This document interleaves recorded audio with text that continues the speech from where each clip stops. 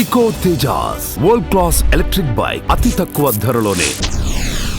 YouTuber Harsha Sai, ఈయన గురించి ప్రత్యేకంగా చెప్పాల్సిన పని లేదు. ఎంతో మందికి హెల్ప్ చేస్తూ యూట్యూబ్ లో వీడియోలను అప్లోడ్ చేస్తూ పాపులర్ అయ్యారు. ఆయనకి చాలా మంది ఫాలోవర్స్ కూడా ఉన్నారు. కానీ ఇటీవల ఆయన చిక్కుల్లో పడ్డారు. బెట్టింగ్ యాప్స్ ప్రమోట్ చేస్తున్నారంటూ ఆ మధ్య ఆయన పైన చాలా మంది కాంట్రవర్షియల్ కామెంట్స్ చేశారు. తాజాగా ఆయన మరోసారి చిక్కుల్లో పడ్డారు.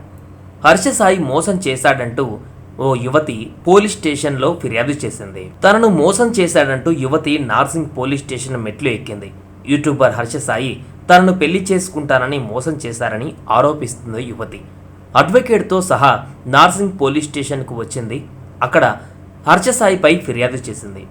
ఫిర్యాదు చేసిన యువతి బిగ్ బాస్ ఓటీటీ సీజన్ 1లో కంటెస్టెంట్గా కూడా కనిపించింది. రీసెంట్గా ఈమె హర్ష సాయితో కలిసి ఓ సినిమా కూడా ప్లాన్ చేసింది.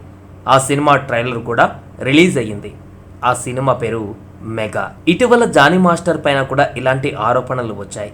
తన అసిస్టెంట్ కొరియోగ్రాఫర్ను అత్యాచారం చేసి లైంగికంగా వేధిస్తున్నాడంటూ యువతి పోలీస్ స్టేషన్ మెట్లు ఎక్కింది. ఇప్పుడు ఆయన జైల్లో రిమాండ్లో ఉన్నారు. తాజాగా ఇప్పుడు హర్ష సాయి పైన కూడా అలాంటి ఆరోపణలే వస్తున్నాయి. Bigg Boss contestants Harsha Sai పైన ఫిర్యాదు చేసింది.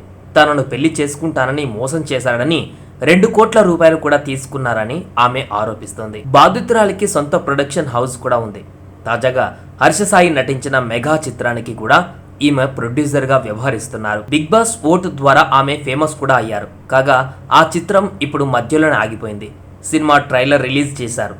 ఇప్పటికే ఆ సినిమా రిలీజ్ కూడా అవ్వాలి.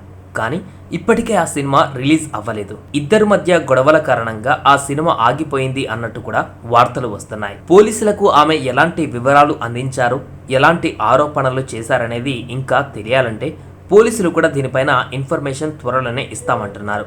అడ్వకేట్తో సహా ఆమె పోలీస్ స్టేషన్కి వచ్చి కంప్లైంట్ ఇవ్వడం జరిగింది. ఈ విషయం పైన హర్ష సాయిని కూడా పోలీసులు విచారించనున్నారు. చూడాలి హర్ష సాయి ఈ విషయం పైన ఎలా స్పందిస్తారో.